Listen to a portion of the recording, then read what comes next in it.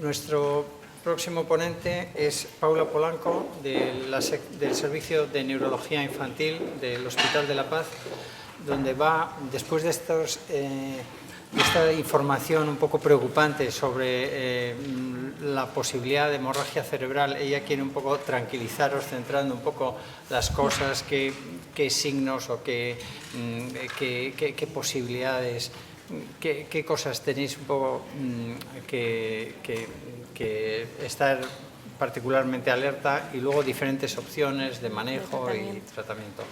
Bueno, en primer lugar, para mí es un gusto poder estar aquí. Gracias por la oportunidad, por la invitación. La verdad, un poco nerviosa, pero encantada de poder aportar algo. En general, debemos saber ya que la lesión 11Q pues es un síndrome muy poco frecuente, entonces no tenemos datos o mayores publicaciones del ictus pediátrico asociado a este síndrome. Pero sí, ya alguna publicación que comentó el doctor Grossfeld, que luego haré mención a ella. Entonces, para hablar del ictus pediátrico voy a hacer como una revisión en general, porque realmente la sintomatología, que es lo que me gustaría que se quedaran con ella, los síntomas que tienen que vigilar, y el tratamiento es igual independientemente de lo que lo cause. Entonces, como definición, el ictus, accidente cerebrovascular, como se le denominaba también antes, actualmente le llamamos más ictus pediátrico, está causado, como ya lo saben, por un trastorno de la circulación a nivel cerebral. Esto, dependiendo de lo rápido que podamos hacer para tratarlos, puede causar un daño temporal o permanente en el cerebro. Me gustaría que se quedaran con esta palabra, que es un mnemotécnico, que luego lo voy a explicar más adelante. Entonces, ¿qué tenemos como incidencia global aquí? Que sepamos qué tan frecuente es el ictus. En general, tiene una frecuencia de 1,3 a 1,8 en 100.000 niños año. Esto es independientemente de la etiología. Es mucho más frecuente en el periodo neonatal, en varones y en pacientes de raza negra. Y aquí en España, en el 2015, son los datos que tenemos, hubo un total de 224 altas con diagnóstico de enfermedad cerebrovascular en niños. Y en países alrededor de nuestro entorno se ha reportado hasta una incidencia de 16 por 100.000 niños, pero de ictus isquémico. Y si nos damos cuenta, según esta tabla resumen, la mayoría suelen ser en menores de 1 año. Y entonces, ¿por qué es importante saber y diagnosticar y tenerlo en mente? Porque es una de las 10 primeras causas de mortalidad en países desarrollados y puede tener una recurrencia dependiendo de lo que lo haya causado. En general, el ictus hemorrágico es el que tiene mayor tasa de mortalidad, hasta un 54%, y saber que el 80% de los niños que sobreviven pueden tener secuelas neurológicas. ¿Qué secuelas neurológicas son las que más frecuentemente vamos a observar en ellos? Generalmente motoras. Son niños que probablemente andaban y después van a tener un poco más problemas en la ambulación o en mover alguna extremidad. Posteriormente en el cole se van a dar cuenta, ya los padres van a comentar que les es más difícil aprender, que ya cuando tienen las matemáticas, pues ahí ya necesitan un poco de más apoyo y también pueden tener problemas del habla. Pero esto lo vamos viendo a largo plazo. Y bueno, lo que les comentaba, es importante saber que el ictus no es una enfermedad del adulto, sino que puede pasar en el periodo perinatal, neonatal y en niños. Y que es muy importante el reconocimiento precoz, porque esto depende el inicio del tratamiento y la evolución. En pediatría en general lo clasificamos igual que en adultos. Ictus isquémico o ictus hemorrágico, y luego ya hacemos un desglose dependiendo de la edad, si es neonatal o pediátrico. ¿Y qué lo puede causar? Pues aquí les pongo, estas son las diferentes, tenemos muchísimas causas que pueden causar un ictus.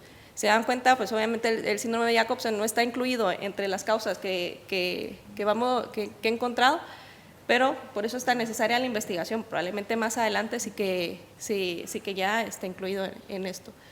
Y generalmente la etiología más frecuente son las cardiopatías congénitas. Y esto también es un factor de riesgo porque generalmente la lesión 11Q pues está asociada a cardiopatías congénitas, entonces es un factor de riesgo extra que tienen nuestros niños. ¿Y qué es el ictus isquémico?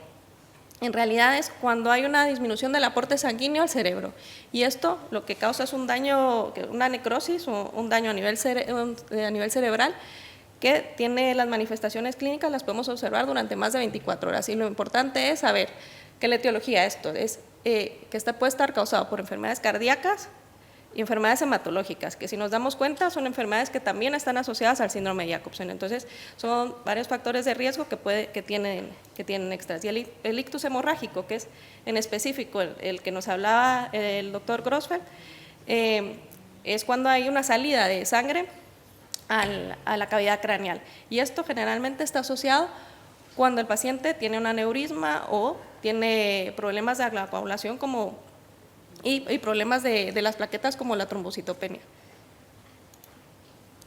Porque es más frecuente también en la etapa neonatal. Esto es específicamente solo para los neonatos.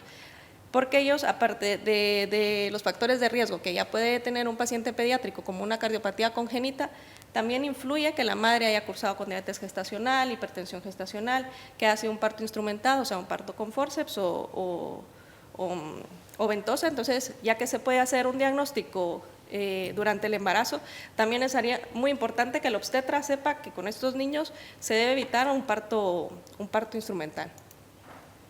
¿Qué manifestaciones clínicas vamos a tener? Pues depende. Esto depende del territorio que esté afectado, de si se afecta la circulación anterior o posterior, pero esto no es importante que lo sepan, y depende de la edad del paciente. Aquí nos lo ponen un poco más difícil los niños, porque en general las manifestaciones clínicas, conforme el niño va creciendo, se parecen más a las del adulto, pero cuando son pequeños son manifestaciones un poco inespecíficas, o sea, de lactantes o de neonatos se pueden manifestar de diversas formas, como se puede manifestar cualquier enfermedad, cualquier infección. Generalmente estos niños pueden empezar con una irritabilidad. Los padres sí que lo notan, los padres notan que no es una irritabilidad la que normalmente suelen tener, o sea, es una irritabilidad de horas o simplemente que estén más dormidos, que inicien con vómitos, que no toleren ninguna toma. Estas son las manifestaciones en neonatos o en lactantes.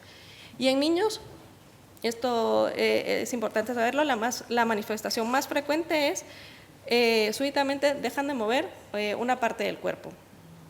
O en ictus hemorrágico, que es lo que se asocia, que lo que se ha reportado en la lesión 11Q, la clínica más frecuente suele ser un dolor de cabeza bastante intenso, o sea, luego lo comento, pero generalmente no es, pueden ser niños que antes se hayan manifestado, como saben que son los niños que a veces están jugando y dicen me duele, tengo dolor, pero siguen jugando, eso no va a ser un ictus, o sea, tiene que ser un dolor de cabeza bastante intenso que le afecte, que al niño le afecte y tenga que tumbarse y le noten bastante mal.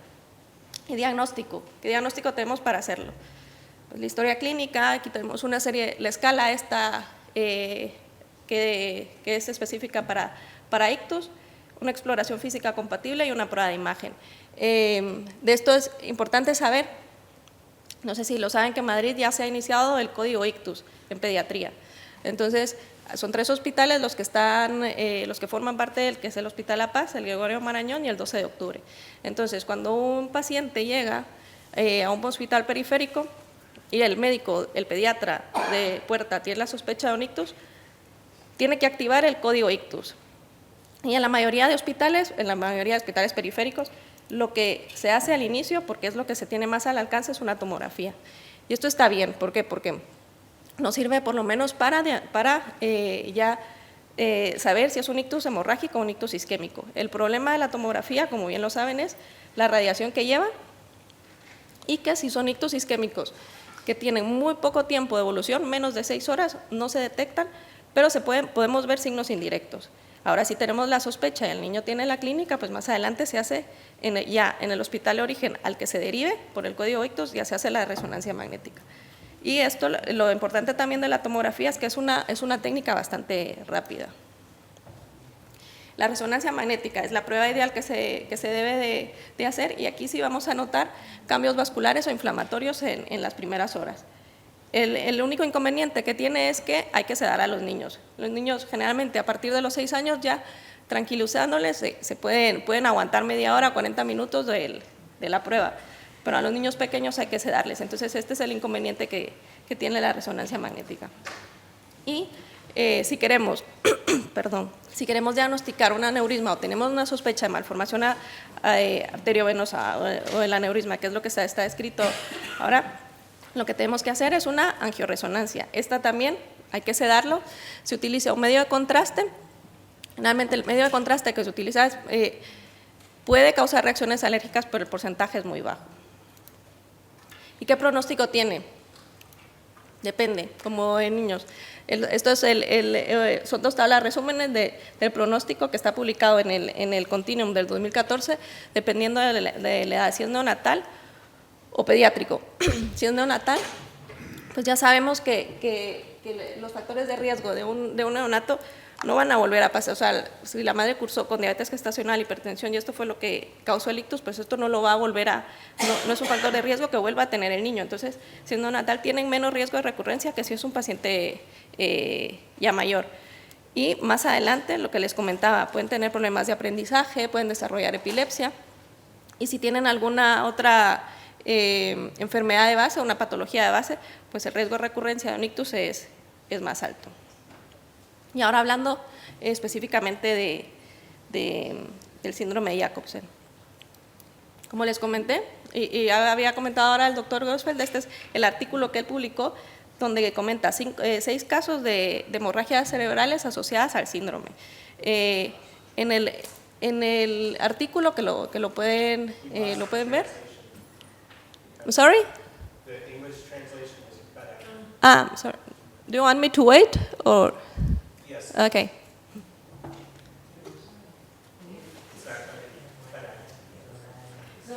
Now we're. Yes. Bueno, en esta tabla resumen que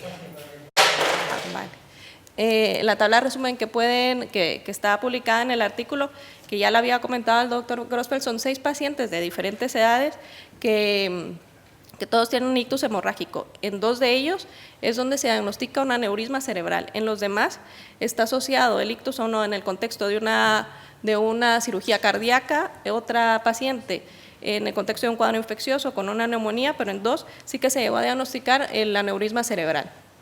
Y el factor de riesgo, obviamente, que tienen todos estos niños es la trombopenia y el mal funcionamiento de las plaquetas que puedan asociar. Entonces, solo como para darles una introducción a qué son los aneurismas, cuándo tratarlos y qué tenemos que vigilar, les voy a dar un pequeño repaso. En general son dilataciones de los vasos sanguíneos cerebrales y se pueden localizar en cualquier sitio a nivel cerebral. La etiología, o sea, la causa generalmente está muy descrito en enfermedades congénitas y en trastornos genéticos del tejido conjuntivo. No sé si han escuchado de Ehlers-Danlos, de Marfan, en todos estos están más descritos. Y en trastornos circulatorios. ¿Qué factores de riesgo tenemos que evitar en niños que ya tengan una predisposición a tener aneurismas cerebrales? Obviamente, un traumatismo craneal puede hacer que sangren. La hipertensión mal controlada, la tensión arterial mal controlada, los procesos infecciosos, y esto los demás es en general en adolescentes o en personas ya mayores. El fumar aumenta el riesgo de ictus hemorrágico, la aterosclerosis también, el abuso de drogas, el consumo de cocaína se ha asociado a ictus hemorrágico y el consumo de anticonceptivos orales. Entonces esto es más también pensando en la etapa de adolescentes de estos niños. Si se dan cuenta, todos estos factores de riesgo, por ejemplo, los procesos infecciosos, que ya hablaba la doctora, que en la de lesión 11Q, al tener la inmunidad alterada, pues ellos tienen más predisposición de tener procesos infecciosos. Entonces también es importante tratarlos pronto porque son factores de riesgo para tener un ictus. Síntomas. El síntoma que les expliqué y que me gustaría que se quedaran con él. Es un dolor de cabeza muy, muy fuerte, muy intenso, y que el niño lo expresa como el dolor de cabeza más fuerte que ha tenido. Pueden ser niños que hayan tenido migrañas antes, pero este suele ser bastante intenso.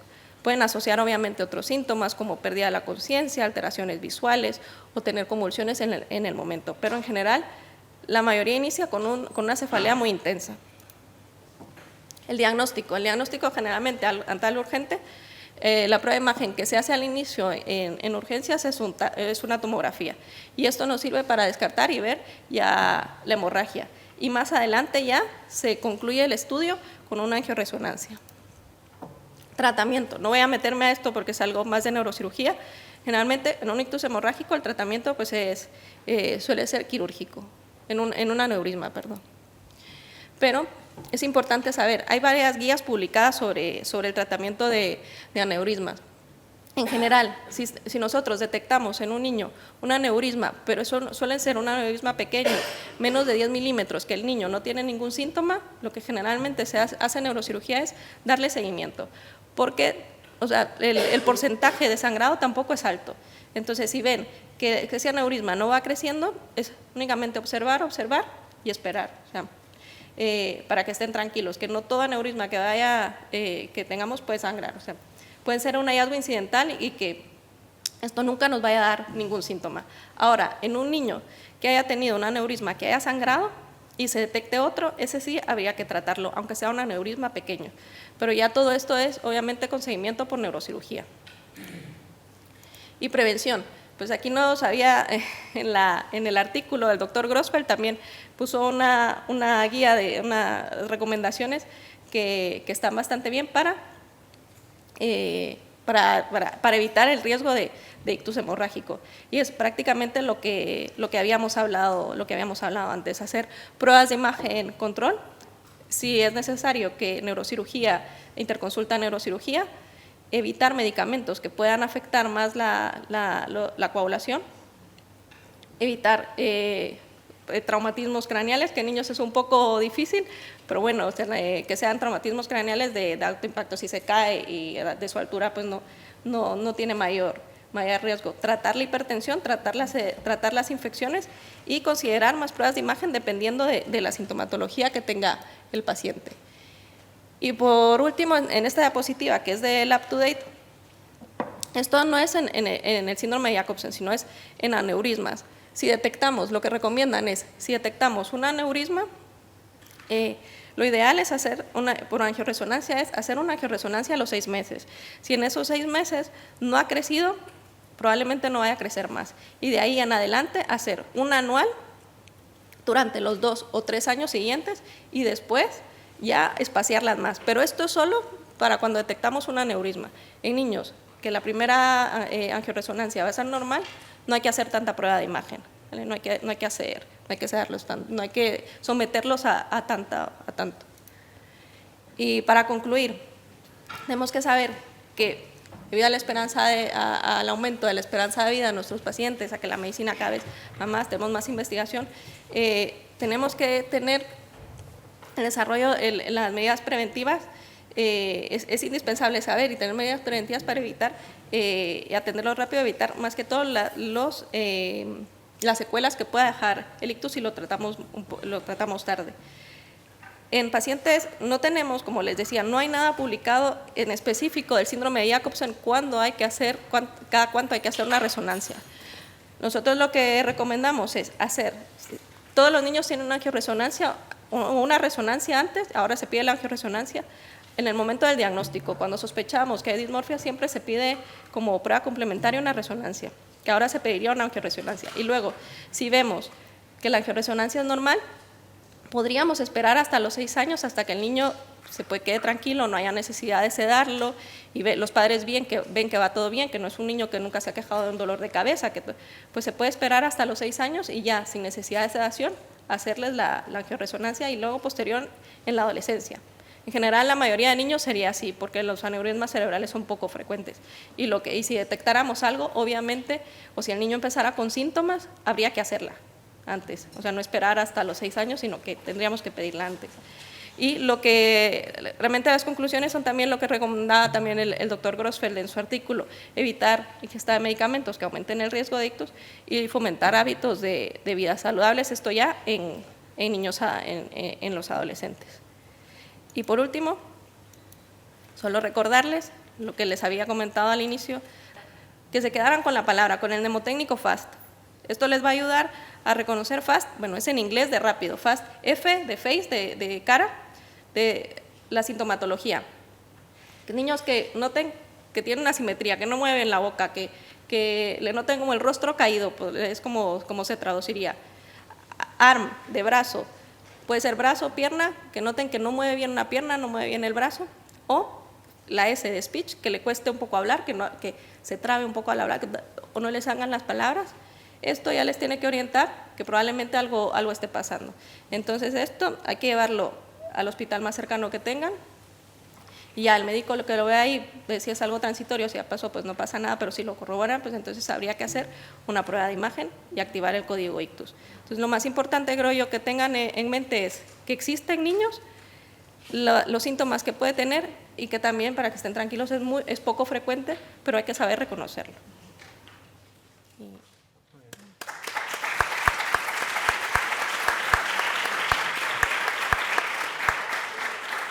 Muchas gracias, Paula.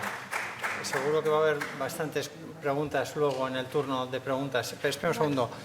Paul, you're entitled to one brief comment, if you want to mention. Yeah, I think just the most important thing is to get a baseline study as early as possible, specifically MRA. Que lo más importante es que tener un estudio de imagen de base, o sea, una resonancia magnética al inicio, es lo que comento. Because as he said, even though it's rare, even in Jacobson syndrome, if there is an aneurysm early on, you want to know about that. That could be Que aunque sea algo raro, o sea, que sea algo raro asociado al síndrome de Jacobson, sí que está descrito un aneurisma, entonces hay que detectarlo. Entonces tenemos que tener una resonancia magnética de inicio. Muchas gracias.